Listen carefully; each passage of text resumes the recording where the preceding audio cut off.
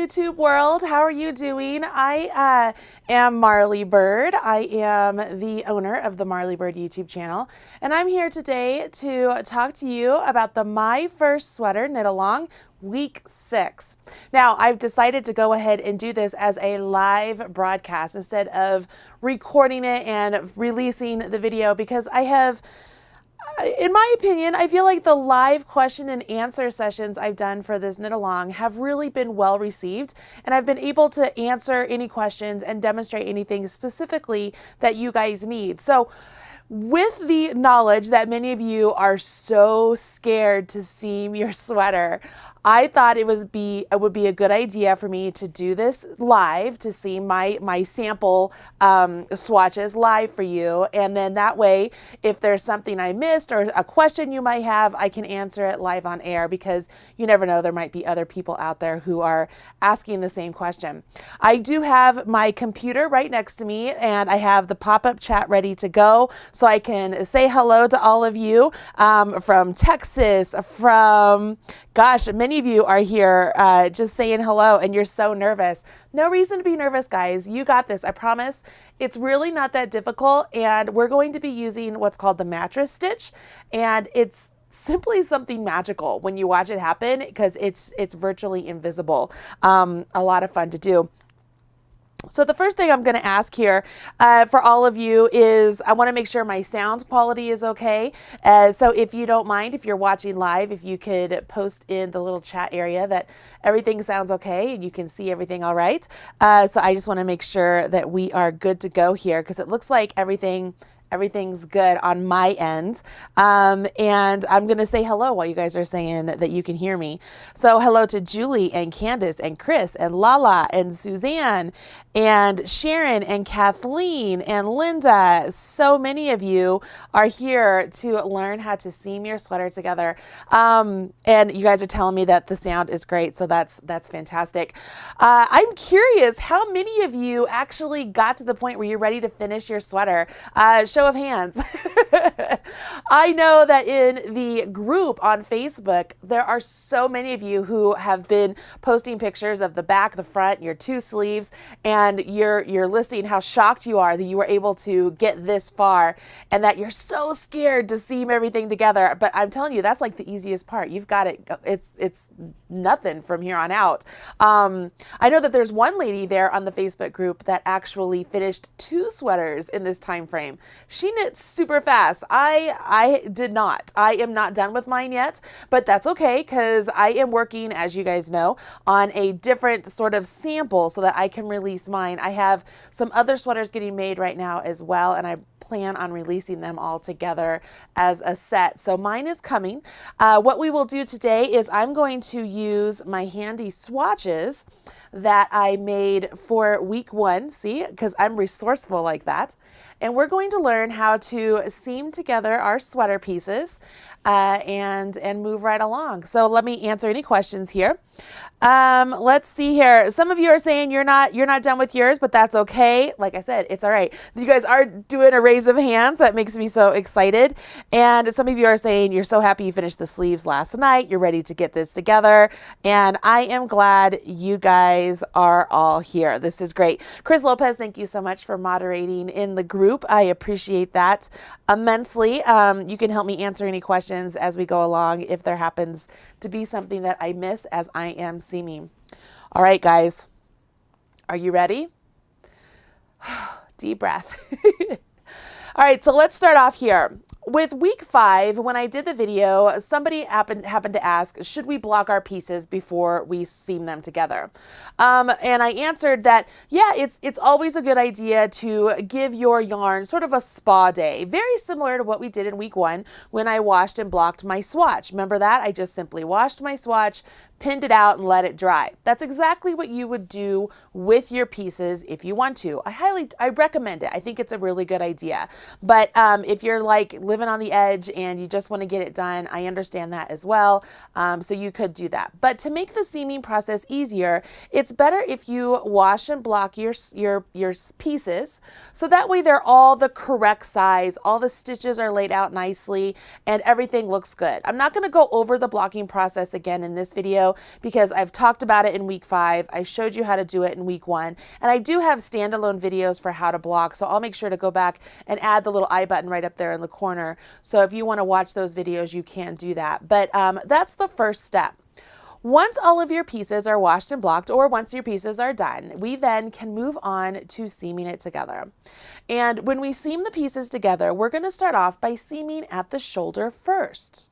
All right, so here we go. Let's get my little instructions here all set up, and away we go. So I have my 2 little swatches right here. If you remember, this is the one that was Chic Sheep. This one's Amore. And we're going to pretend these are the front and the back. I like that they're different colors. That way you can better see what I'm doing here on the video. Tell me, guys, if the video is close enough for you, if I need to zoom in at all as we go along. The first step that you would do is you would take a look at the schematic that I added to the instructions. Now, I will add those to week 6 instructions as well, because that's basically all week 6 instructions is the schematic and saying the mattress stitch and then this video. But you already have the schematic. It's been in every week's instructions up to this point on my website. Okay, so as you've been getting the week instructions, it always has the same details and it has a schematic there. And the schematic shows you the different measurements for different parts of the sweater. So one of the things that you would want to do is you would take the schematic measurement, and I'm getting my little removable stitch markers here, and you want to figure out how wide the neck portion needs to be. So let's pretend these are the front and the back, remember? And let's say that our neck portion is supposed to be 10 inches or whatever it may be, okay? So you would take your tape measure, and it gives you the full measurement across your entire front, okay? So you would figure out what portion of the front is that 10 inches for your neck opening, okay? So once you would figure that out, you would take a marker and you want to mark it, okay? And what this marker is going to do, I'm going to 1, 2, 3, 4, 5. 1, 2, 3, 4, 5. I'm just doing this as a rough because obviously this is not the same size as the sweater. Once you have this marked, that's going to let you know that you're only going to seam the shoulders up to that marker, and then from the outside up to that marker. We will leave this portion open. Don't forget to do the same thing for the opposite as well, so that way you don't get off track. 1, 2, 3, 4, 5. So this is 5. Let's grab another one. 1, 2, 3, 4, 5. Is that right? 1, 2, 3, 4, 5. So much fun counting on camera. I know that's like riveting television. Okay, so we have this marked off. Any questions so far? I'm going to look here and just make sure nothing is incorrect here. Looks good. Everybody is with me so far. So what we have here is we have a neck opening, and we have markers placed to give us an indication of where we are going to stop any seaming that we do. Now what we want to do is we want to match up our stitches 1 for 1 and have them come together right up here at the top using what's called the mattress stitch. Now, you want to use the yarn you used for your project when you're seaming up this sweater, okay? But I'm going to use a different colored yarn so that way you can better see the stitches as I'm seaming them, so you can see what's going on. But you want to use the same colored yarn. Excuse me. And for those of you who have a length of yarn still attached to this portion of your sweater that you could use to seam up this portion, you can do that. You can use what's already attached, or you can add a new thread in to seam it up. Totally up to you. Either way works. I didn't tell you one way or the other, so if you have a length of yarn that's still attached that you can use to seam it up, use that. If not, let's reattach, okay? So I'm going to show you how to reattach. So the first thing you want to do is you want to make sure that your length of yarn is long enough to go the distance of your shoulder. So the way I go about that is I take my length of yarn and I would lay it across whatever my shoulder length would be. And then, so it would be about that much, right? And then I want to triple that length. If I triple that length, that should give me more than enough yarn to make it across the distance that I'm seaming. I always give myself a little bit extra just to make sure, but that should give you more than enough yarn to work across the distance of your seam. You guys with me so far? Awesome. Let's see here. Where do you find the videos before this live chat?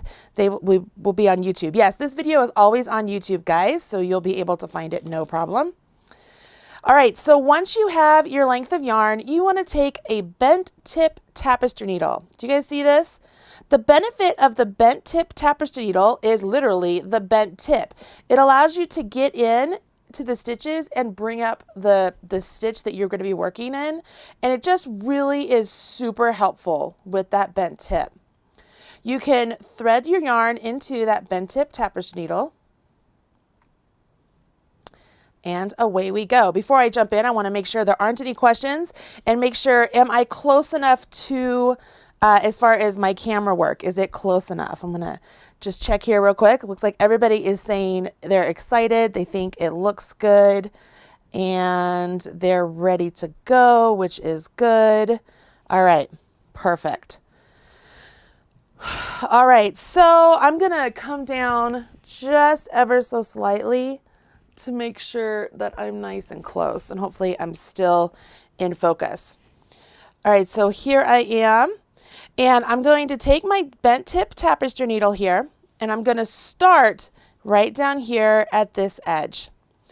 And what I'm going to do is I want to work across all of these stitches, okay? So I'm lining up stitches for stitches, okay? So I am going to insert my needle right in between those two stitches, all right? So I'm just going to insert my needle and pull up. I'm going to come over here to this side. I'm going to insert my needle and pull up. So far, when I come back to the other side, can you see how it's going to look like a figure 8? Can you see that? Like it looks like a figure 8? Because I'm going to come back over here and I'm going to come up where I came out originally, I'm going to give that a pull. So what I've done here is I have attached my yarn to the project itself. Again, if you already have your yarn attached because you left a nice long tail, you don't have to do this part. But now my yarn is attached and I'm ready to match up my seam. So what I want to do here is I'm going to take my yarn and I'm going to go underneath each stitch and pick up between those, or like pick up the V, like go underneath the V like I'm going behind it, and pull my yarn through. Then I go to the corresponding stitch on the opposite side and do the same thing. All right, and this is with the right side facing, guys, okay? Come back over here. You're going to go in where you came out. You know what? I didn't go over enough on that one. Let me undo this one. I should have went over one more. Did I do that right? Hold on, maybe I did. See, this is part of the process. Okay, yeah, I'm good. I'm right. Second guessing myself because we're live. I want to make sure everything's correct. All right, so I'm here. I come over here. I go into the corresponding and pull up. So this is just what I accidentally, or not accidentally, what I took out. Come back to the other side. Come in where you came out and come up and pull up a stitch. Over here, in where you came out, and pull up your stitch. In where you came out, I say pull up your stitch, but that's not right. Like pull up your needle, pull the needle through. Can you see what I'm doing here? As I'm doing this, notice that my green yarn, see how it resembles an actual knit stitch? Can you see how it resembles a knit stitch? It seems a little tricky here, guys, as you get going because we have this pattern stitch up here, but we finished off with this knit row. So it's just knit stitches. You're still picking up and working knits. But can you see how that looks like it's a knit stitch so far? Okay. I want you to see this. This is the magical part of the whole mattress stitch. After you get going a little ways, you can then go ahead and grab both ends of your yarn and pull so that that stitch tightens up. And what you're going to notice is that the edge here is coming together nice and clean. And on the inside, that's the raw edge that we didn't work into, and so you're getting a nice seam there. And that seam is what's going to hold the weight of your sweater on your shoulders. Remember when I said this is why I didn't want to do a sweater in the round? I wanted a nice good seam at the shoulders, that way we could hold the weight of our fabric because it's oversized. This seam here is nice and big and bulky, and it's going to be able to hold that weight. And as we do this mattress stitch and pull these stitches together, it really allows our stitches to look nice and clean. All right, so I'm going to keep going here. And I'm still, remember, you go in where you came out, come across. See how I'm picking up like the V? I'm not really picking it up. I'm putting my needle behind it. And then as I pull my yarn through, I'm threading it behind. Then I come over here. I'm going in where I came out, going behind the stitch, and then pulling my needle out. You see how this works? And you're just going stitch for stitch. This is the convenient thing about having the front and back having the same number of stitches, because we can go stitch for stitch. And that brings a really good point here that I can bring up. There are some of you who mentioned that you might get to a point where you forgot to do the make ones at any point, either on the front or the back. So when you get up to the shoulder portion, you might have a different number of stitches on the front and the back. What you would need to do, what I would do, if it's just 1 or 2 stitches, I would probably let those 1 or 2 stitches just fall into the neck area, and because they're never going to show, they're just going to kind of disappear, as long as it's not like more than 2 stitches, right? And then that way you have stitch for stitch on the shoulders. I think that is what I would do. If you want to keep the neck stitches the exact same and kind of fiddle around with what's going on at the shoulders, there will be a point where you'll have to do like 2 stitches on one side to 1 stitch on the other side to even it up. It's just a matter of finessing the seam together. But to me, I would keep it to where the seam edge at the shoulder is the same on both the front and the back, and just let that extra stitch or wherever it is land in the neck. Oh, sorry, I didn't mean to touch the microphone. Land in the front or the back of the neck area. Hopefully that makes sense. Okay, so I'm going to go ahead and let's finish this up, because why not? I'm here. I'm trying to show you guys. Again, I'm just going in where I came out and I'm coming up. All right, so it's that V section here. Here's my purl bump. See the V right above the purl bump? And giving that a pull. In where we came out.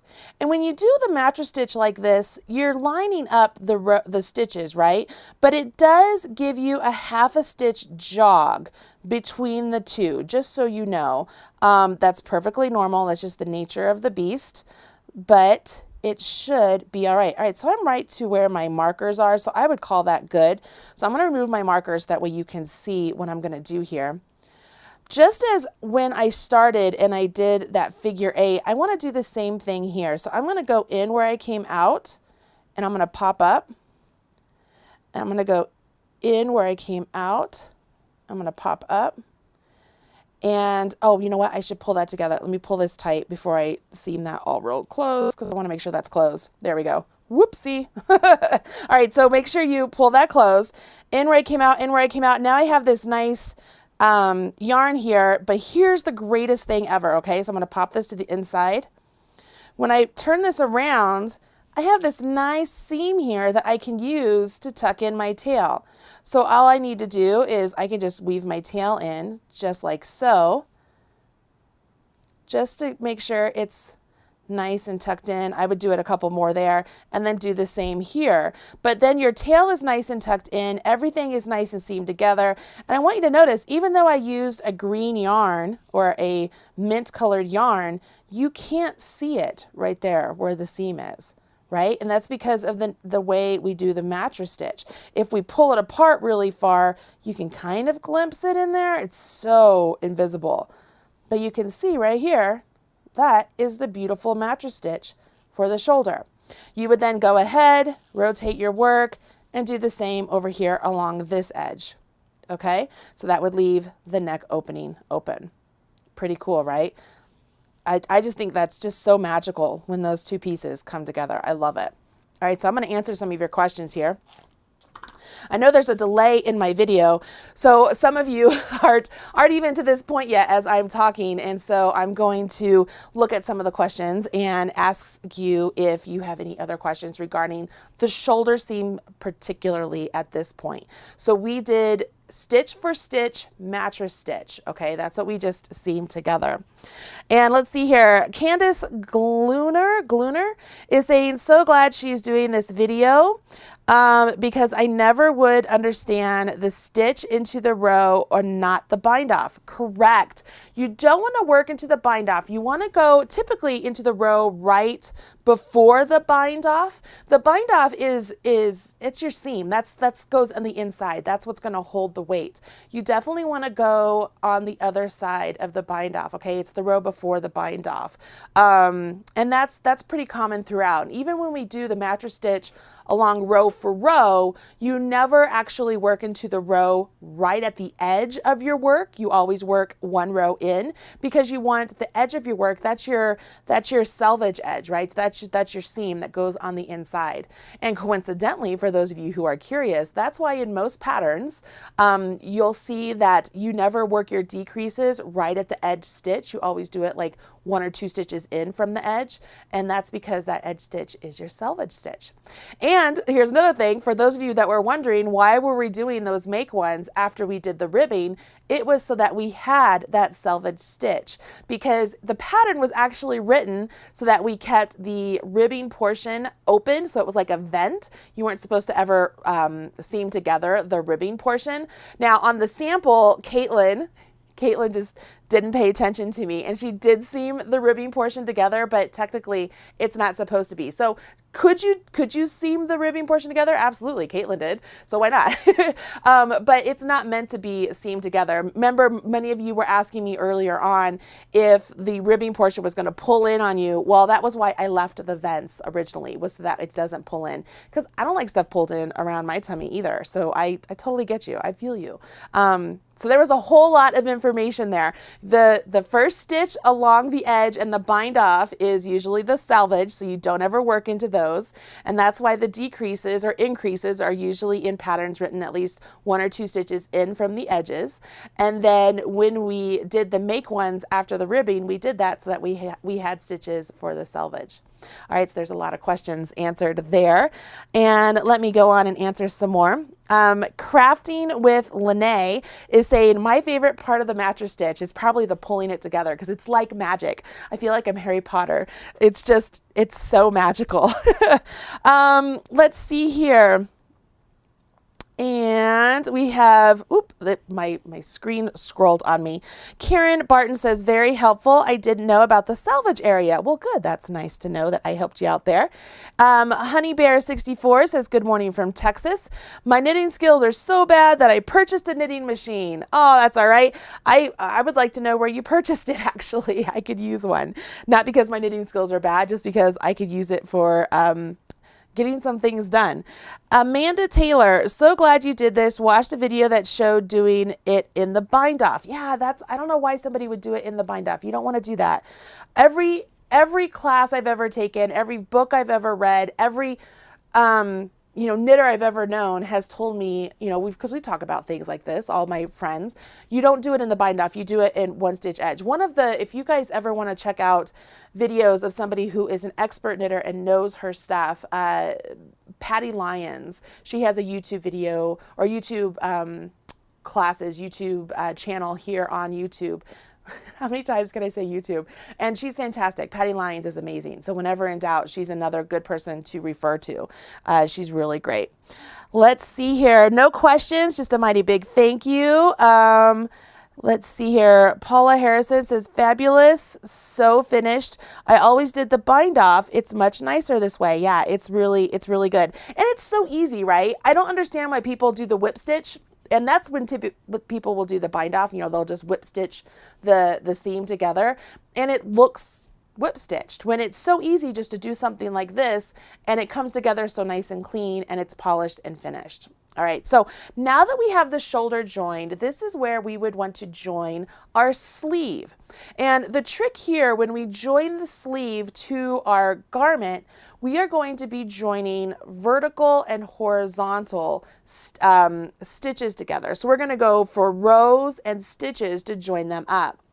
So I'm going to pause here just for a second so you guys can collect yourself with this.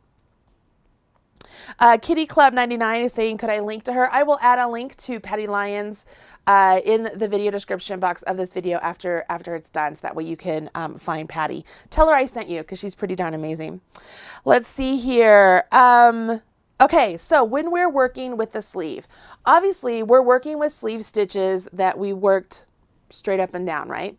But those sleeve stitches have to fit onto our body of our sweater, and we're going to join it at the rows. So we have stitches coming this way to join up to rows going this way. When we do that, what you will find is you will typically have more rows than you have stitches. So unlike the shoulder, where we had a stitch for stitch all the way across, when we work with the sleeve, and this is for sleeves like we're doing with the drop shoulder, or if you're working set-in sleeves, whatever it is, whenever you're combining stitches to rows, you have to fiddle and fudge and manipulate a little bit how many bars or stitches, it's usually bars you work into, to make sure that the fabric lays as flat as possible. That'll make sense here as we're going along, but the main thing to take away from this is, as you're working along on the sleeve, the best thing to do is just kind of stop, pause, take a look at it, make sure everything looks good about every inch or so, just to make sure everything is on track. And so it might be that you have to use up 2 rows on the next stitch compared to 1 stitch from the sleeve, and then go back to 1, 1, 1, and then do 2, and then 1, 1, 1, and then 2, whatever it may be. That'll make more sense here as we're jumping in. Okay, you guys ready for the sleeves? I'm pretty sure you are. I'm looking here at the questions, and here we go. Oh, one thing, somebody is saying, I always did the whip stitch, which I know now is why I hate seaming. Yeah, the whip stitch is fun and it works, but if you want something to be clean and finished, this is the way to go. All right, so here we go. Let's do ourselves a little sleeve here. So I'm not going to seam this side together because I don't feel like you guys need me to see, you don't need to see that. You just needed this part here. And I just put together a little tiny swatch here because you don't need a full sleeve. So I just have a little tiny swatch. And what I did was I didn't do anything in particular. I just have some stockinette because at the top of your sleeve is just stockinette. So I want to be able to match up the stockinette to the rows that we have here on our garment. The first thing I'm going to do is I'm going to mark the halfway point of my sleeve. All right, so I'm just doing that by folding it in half. You could mathematically figure that out and mark it. Whatever you want to do, just mark the halfway point, okay? That halfway point is what's going to go right here at the center seam of your shoulder. All right, so we want to make sure that that is going to join at that center seam. So one thing you could do is at the halfway point, actually clip it to the shoulder itself, just so that it stays in place. Okay, you with me so far? The other thing to do, as you set this in place, on your swatches, or on your, not your swatches, on your sweater, you already have the marked off points of where your sleeve goes. Remember, we marked it, we had 3 inches of ribbing, and then we did 15 inches, and then I had you mark something.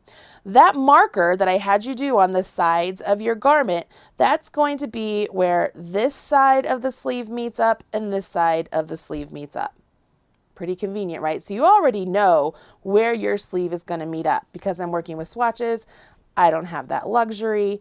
So I'm just going to pin this in place roughly. Make sure I'm not overextending it by any means. And let's just pin this one here. I love removable stitch markers. Those of you who have watched the channel for a long time know I love stitch markers. I think they're so useful. All right, so here we are. I have my sweater or my sleeve pinned to my sweater. You can see here we have these rows, we have, or I'm sorry, we have stitches. Over here, we have rows, and then we can seam it up. Now I did leave a nice long tail here that I could use to begin seaming this up if I want to. You guys want me to do that? Should I do that so I can show you? If you did not leave a nice long tail, once again, you would rejoin it with the figure 8 just like we did there. But let's go ahead and use my tail since I already have it.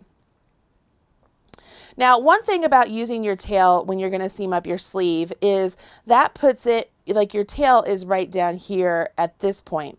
When I do sleeves, I usually like to start right at the center, right here, and then go towards the armpit, and then come back here to the center and work towards the armpit. And the reason is, as I'm fudging my work together, if there happens to be a big glob or anything unsightly that I miss and I need to fudge it in, then it's in the armpit area, so it's hidden. So typically that's what I would like to do, is join my yarn here, work this direction, and then work this direction. But because my yarn is over here and already attached, we'll just go straight across and we'll just keep it as even as possible. How about that? So I'm going to rotate my work on the side because this is easier for me. Some people prefer to work it this way. I prefer to work this way. All right, it's just a preference thing. You can do whatever you want. My yarn is already attached and I have my marker there. I'm going to go ahead and take my marker out because it's hard for you to see anything with the marker attached there. And I still need to attach my yarn to my column over here, my body. Now I want to point out here, stockinette naturally rolls, right? We have this natural roll here. And I have the first stitch is what's really rolling under. See that there? That there is my first stitch. I do not want to work into that first stitch, okay? I really like to think of, so you know we have these stitches here, it's the V.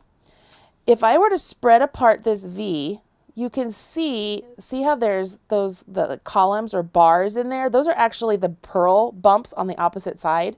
Those are the bars inside the column. Can you guys all see that? The bars inside the column. What I like to do is when I seam something together, when we do the mattress stitch, you will go in between this column of stitches, so this in between this stitch here, and you will be pulling up those bars between the stitches. Sometimes you'll pull up 2 bars and that would pull up 2 rows. Sometimes it'll be 1 bar. It will all depend on what you need to pull up to make sure that your sleeve is even. And this is the part I was talking about. You have more rows than you have stitches. So sometimes you'll have to pull up 2 bars to make sure that you are using up enough rows to accommodate the number of stitches you have. Does that make sense? But what we are going to do is we don't want to work between these two, not this one and this one. I want to come all the way over here to this column and go between there. And I want to stay along this column of stitches here, these rows. I want to stay in that column as best as I can. Given that we don't have any increases or any sort of shaping done right here, we should be perfectly okay, and you shouldn't have any issues working up this column of stitches.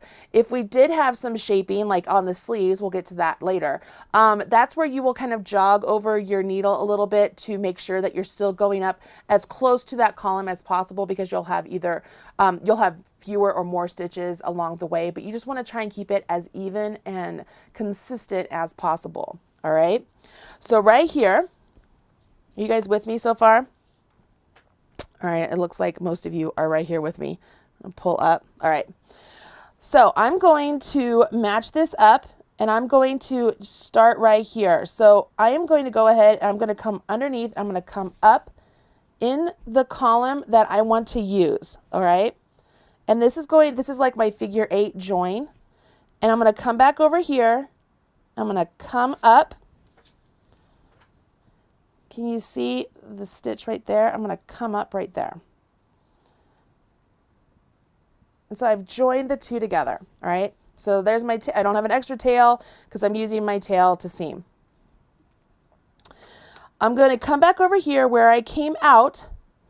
I'm going to insert my needle and I'm going to come up, and I'm just going to pull up 1 bar here to start. This is why I like the bent tip needle. It makes it easier to be able to pull up. So I'm going to go in, I'm going to pull up one bar and pull that through. I'm going to come over here to this side. I'm going to go in where I came out and working around those stitches again, just like we did when we did our shoulder, working around the stitches and pull it through. Come back over here, working in this column. I'm going to go in where I came out, and then I'm going to pull up, I'm just going to pull up one bar again. So I'm going to pull up one bar. Make sure this is coming through here. Come back to the sleeve, go in where you came out, go around your stitch again, just like before. I'm not sure, what's the right terminology? Around, under? Not exactly sure, but you guys get what I'm saying, right? All right, so I can see here, I'm not quite using up enough of my rows for the stitches. See how my work is over here, and then my yarn is coming out over here. So when I come back over here to this time, I'm gonna go in where I came out, and this time I'm gonna pop up and bring up 2 bars. And what that will do is it should bring my work back up to where I'm right across. See that? See how it's right across? You all see that so far? Is it harder to see with everything being the same color this time? I'm still creating these stitches. See how we have these nice stitches just like we did when we did the seam right up here at the shoulder? And just like we did at the shoulder, when I give this a pull, it's going to pull it together nice and neat.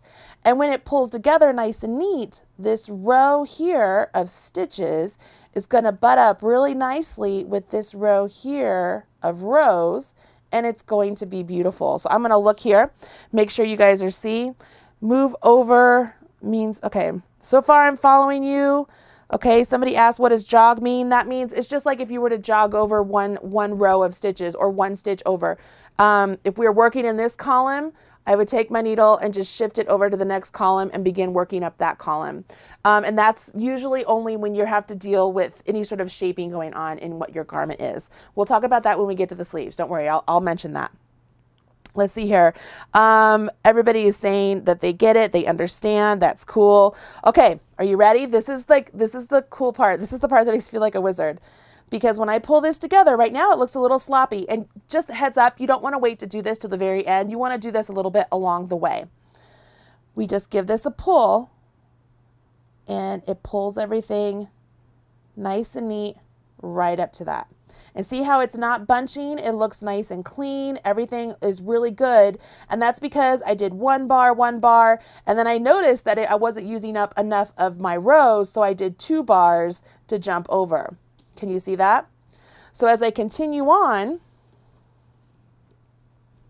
I want to make sure I come back over here. You always go in where you came out and then go underneath the stitch and up. Again, the bent tip tapestry needle is awesome, guys. I'll put a link to it. Like I use these ones and I love them, but I'll put a link so that you can see where to get them. I think they're great. Give that a pull. I'm going to come up here again. Want to make sure you're still going through the same column. Go in where you came out, and I'm going to go back to where I'm just picking up 1 bar. And I'll do that along the way until I see that maybe I'm not using enough rows again. And then I'll make adjustments. All right, so let me just keep going here. As you get going along, it's kind of rhythmic and relaxing. Okay, I can see I'm starting to get too much again, so I'm going to pick up 2 bars. My yarn keeps getting caught. And I'm back to even. So then I can go ahead, I can give these a pull. I mean, look how clean that is. Look how pretty. I mean, seriously, that is so pretty. And I'm doing this live. So you guys out there that are all nervous about your sweater, try doing it live on camera. I mean, this is so pretty. Let's keep going here. I want to keep going, and I want to get you past the portion up here at the shoulder. Let's see here if there's any questions. Julie Condon says, I will never whip stitch a seam again. No, you won't. This is great. All right, so I'm going to go in where I came out. Always go in where you came out and then come across. Remember, you use more rows. And okay, here we are. I'm getting to the part where I'm in the pattern stitch at the shoulder. So I just want to make sure, I'm still only picking up one bar, but this bar happens to be my purl bump, right? Remember I told you the bars are actually the purl bumps on the other side. So my bar right here is my purl bump. So I'm just going to pick that up. I'll come back over here. Come across. All right, I'm getting to the point where I'm almost to my shoulder here, where my stitch marker is. I'm going to take my stitch marker out and I'm just going to move it a little bit so that everything is still held together, but just not in the way. All right. Okay. Usually I would have tucked in that green edge, or that green tail. Let's get that green tail out of the way. Okay. Here we are. So I just came out there. So I'm going to come in here and you just go back and forth, back and forth. Come up. Am I still even? I think I'm pretty even. Grab my purl bump. Come here. And I am to my seam. So right here, I'm going to treat my seam just like before, only here is the trick. You remember when I told you that, oh, I got something in my eye. Remember when I told you that when we were seaming up stitch for stitch, that it does make everything shift over just half a stitch. It makes it sort of jog over. So when we come up along this edge, we want to make sure we're still working along this column of stitches right here, okay? So you just want to make sure that when you're coming up, you're going to have to sort of go into the seam area and finagle it, okay? But you just want to make sure it's coming together nice and clean. I'm going to pull this so that we can get it a good look. All right, so far we're good. I'm going to remove that marker because I don't think I need it anymore. All right, now remember we were over here, we were in the column where I have my purls. So over here, I want to make sure I'm still in my column where my purls are, okay? So I want to make sure I'm still going along. So I came out there. Let me go make sure I have my point here where I came out. I think that's right there. Oop, nope. I went too far. So if you go too far, it's just undo it. It's not the end of the world. Everything is bound off at this point. So even if you have to undo the entire seam and restart, it's okay. Nothing's going to fall away. You don't have to worry about drop stitches or anything.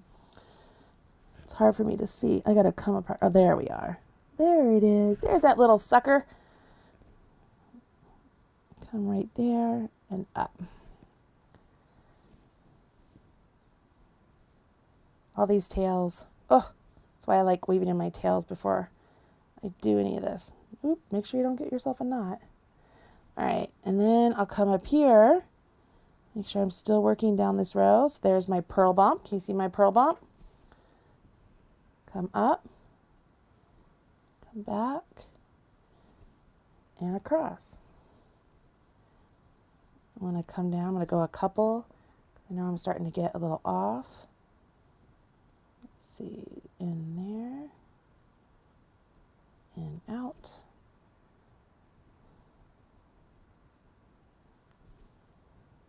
So on and so forth. Can you see? I'm going to give this a pull because this is like magic. And look how clean that is. Look how pretty that is. Actually, I don't like how this is dipping down there a little bit. I think I'm going to come up one. So I'm going to undo those. So this is a prime example. So can you see what I mean? What I'm seeing here?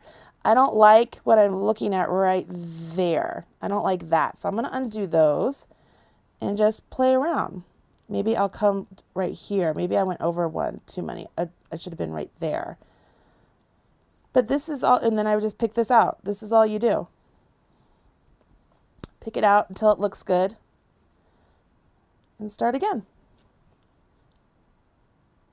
Just remember, this is the top of your sweater, so you just want to make sure it looks good. If there's a place you're going to fudge at all, it would be in the armpit area. So it would be, remember, down here or down here. So I picked out those that I didn't like. Let's put this in again, and let's do this again. So I want there. So I'm going to, this is going to be me jogging.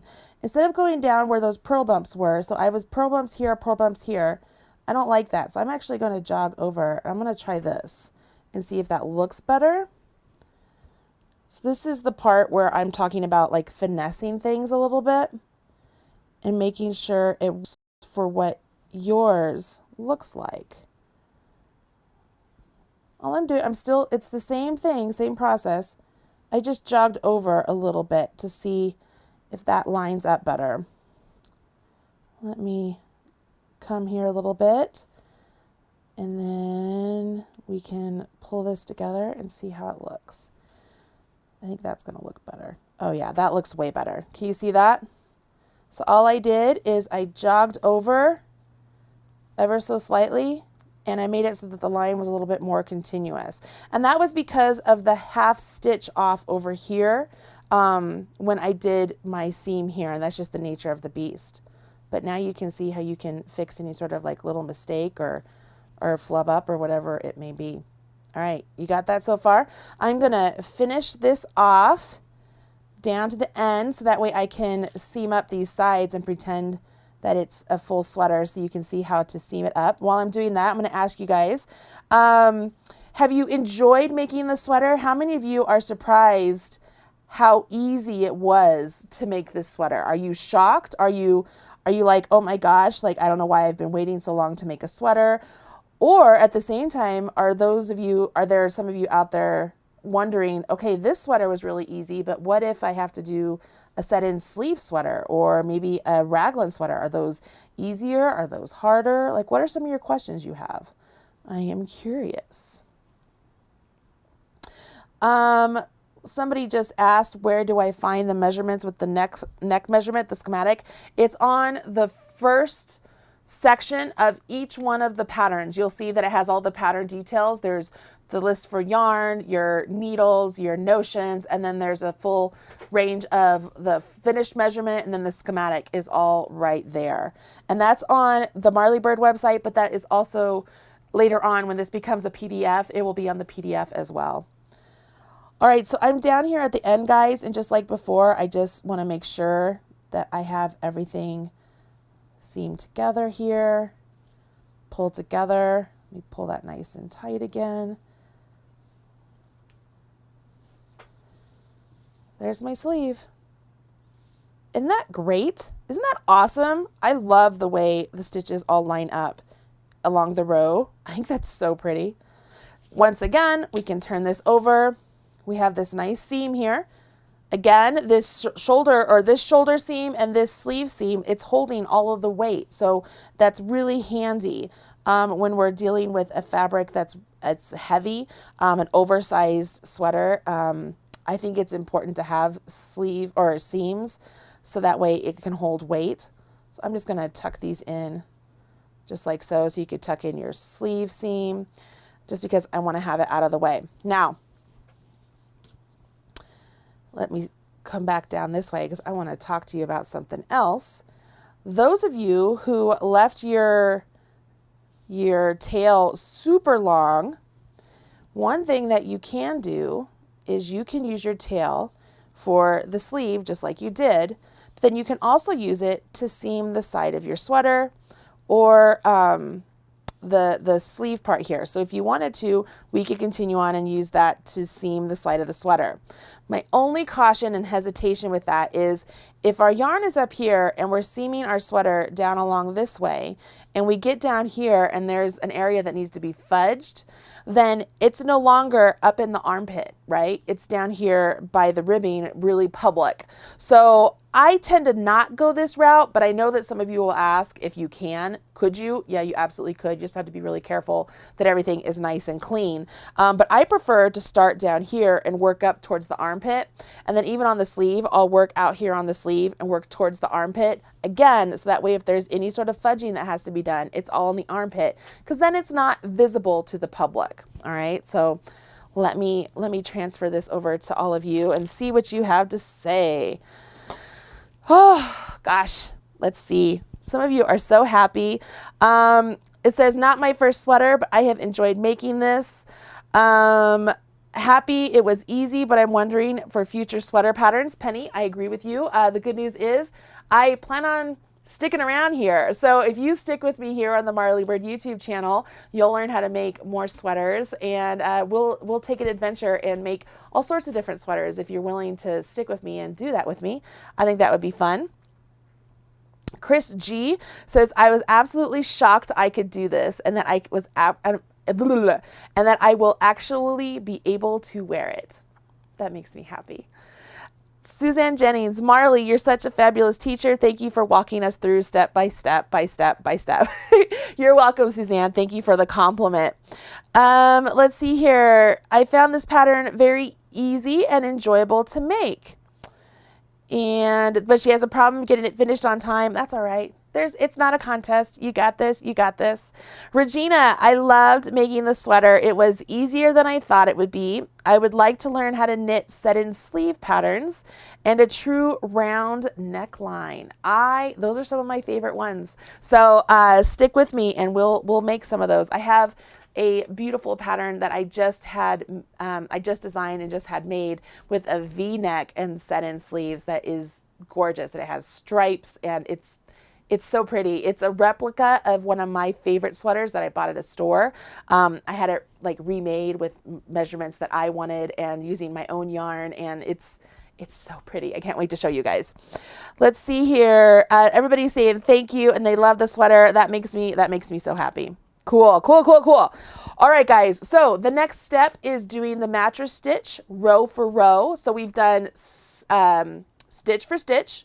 We've done stitch for row, and now we're going to do row for row, which is really easy because just as when we did stitch for row and we picked up those bars, that's all we're going to do when we're seaming up the body of our sweater. We're going to seam up the row for row, and we're going to pick up 2 bars at a time and seam it up along the side. So let's go ahead and jump in and do that. So we're back here to our sample. Isn't it interesting that you do all of this with the right sides facing you? Like everything's on the right side. So when you're done seaming it all together, you'll be able to fold it in half. Da, da, da, da. And you are already on your way to start having a really cool sweater. Okay. So as I mentioned, I like to seam my sweater up. I will usually start down at the cuff of the sleeve and sleeve towards the seam towards the armpit. And then I'll cut my yarn off, and then I will rejoin down at the bottom of my sweater and seam up towards the armpit. Once again, it's so that way if there's any fudging that needs to happen, it's all in the armpit area, making it invisible to the public. Okay?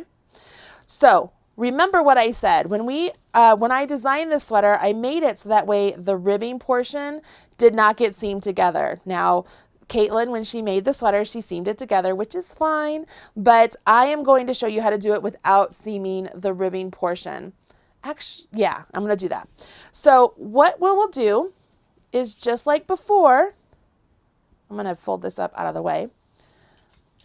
We are going to match up our front and back and go row for row all the way up to the armpit. This is another area that if you need to do any sort of altercation where maybe you do 1 row, or I shouldn't say row for row. We're going to do 2 bars at a time on either side. But if you find that you need to do 1 bar on one side and 2 on another side because maybe you got off count at some point, you could do that as well. This is where you would do any sort of fudging. So let's go back. Again, for your length of yarn, you want to do 3 times whatever the length is for your seam. Because you don't want to have to add yarn in later for a seam. It's better if it's all just one long length of yarn. And I'm going to leave the vent open like it's supposed to be, okay? So for you guys, that means down here where we have these really pretty rib stitches, we're not going to seam into those at all. We're going to let those be. And you kind of have to unroll your work. Remember, you don't want to go into the column over here on the last row. I like to use this column right here. Okay, this column. Some people I know will go in another column. Totally up to you. I don't care. Whatever you do, just keep it consistent. All right, so let's join our yarn once again. I'm going to come up from underneath, right above my ribbing. Come over here to the opposite side. I think my ribbing on this side's taller, but that'll help us to fiddle around and mess with things a little. Things aren't perfect, and that's okay.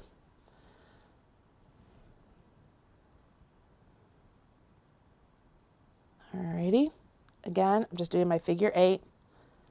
You guys see that, right? It's just a simple figure 8. Give it a nice close. Yeah, see my ribbing over here is smaller. That's all right.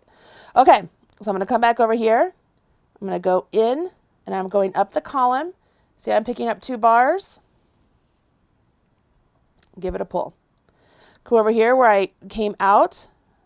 Go in, go up that column, picking up 2 bars. Let me see, in where I came out, picking up 2 bars, and give it a pull. In where I came out, pick up 2 bars, give it a pull. In where I came out, pick up 2 bars, and give it a pull. See how it looks like the knit stitch? Just once again, you can give that a nice pull closed, and it's pulling together the seam. In where you came out, and go up. Make sure you're only picking up 2 bars. Don't pick up more than 2. And pull. Most likely, none of you will have to make any sort of alterations. You'll have the same number of rows on either side. But if not, all you could do, you can come over here and just pick up 1 bar. Okay, just like what we did when we did the sleeve. And then come over here and pick up 2 if that's what you need, or vice versa. Whatever you need to do to make sure that it seams up nice and neat. But you can see there, look how nice that seam comes together. It's so pretty. It looks like I'm on the right track here. So I'm going to keep going.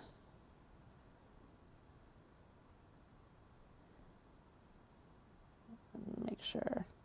I tend to accidentally pick up more than 2 bars. I don't want to do that. I'm going to pick up 1 over here, and just to make sure they get evened up. Biggest thing, make sure you're in the same column, unless you have to jog over for some reason. And we're up here to the armpit. Bring it all together. Bring it on home, y'all. All right, so I'm right here. Give this a pull. Look how nice and clean that is. If once I tug that in, I wouldn't be able to see the green. Obviously, my swatches don't match up. I have more ribbing over here than over here. But look at that. How pretty that is. So this is where you have to make another decision.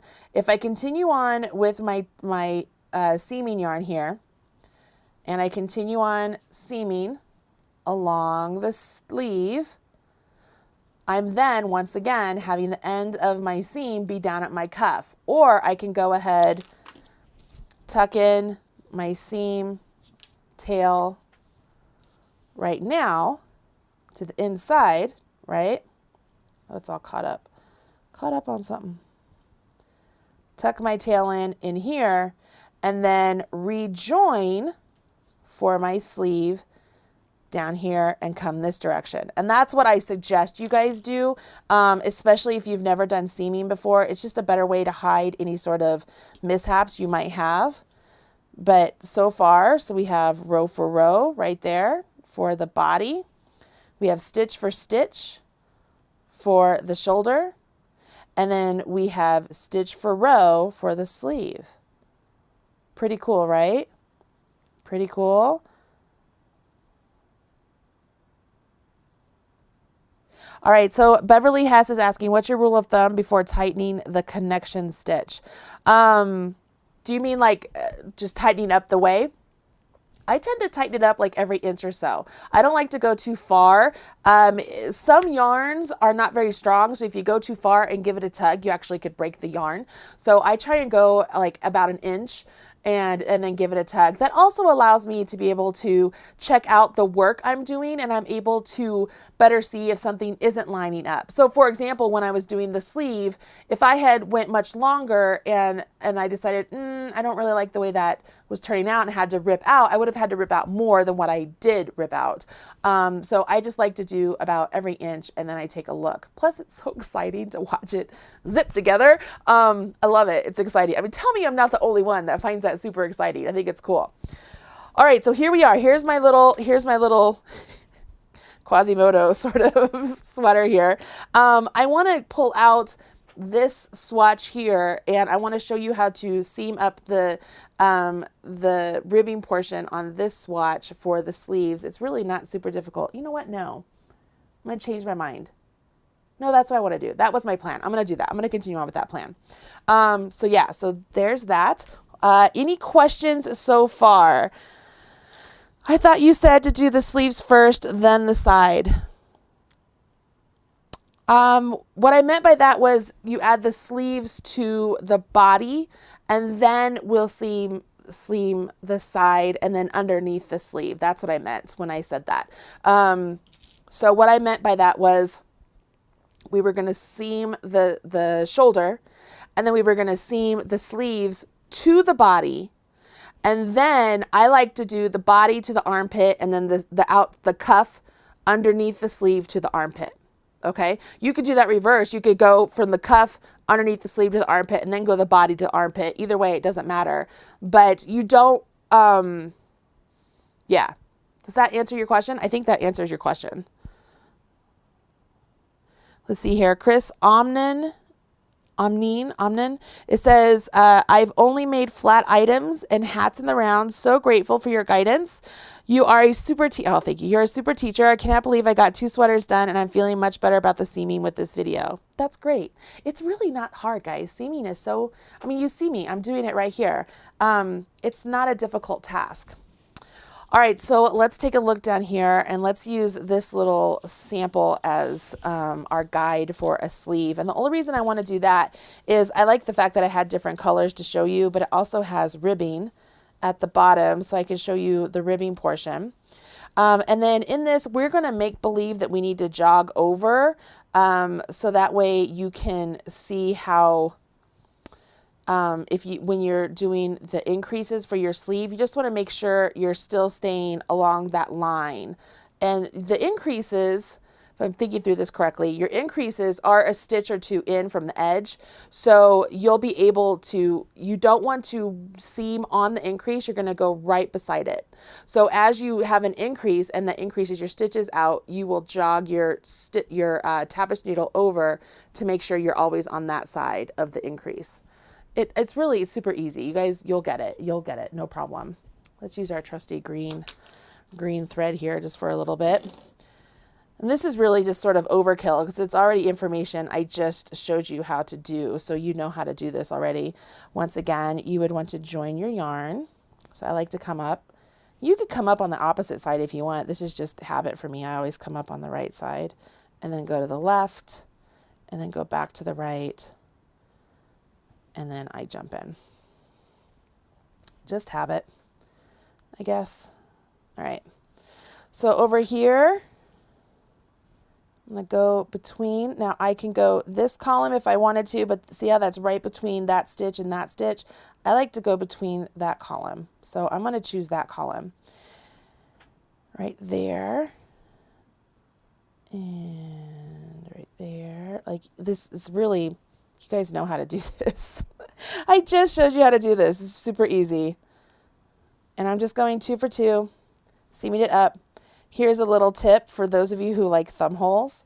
You could leave an opening here and have a thumb hole at your cuff here. You could have a thumb hole opening. You would just simply just leave it open. Just make sure that your sleeves were long enough to that way you have a thumb hole. You could just leave that open and create a thumb hole.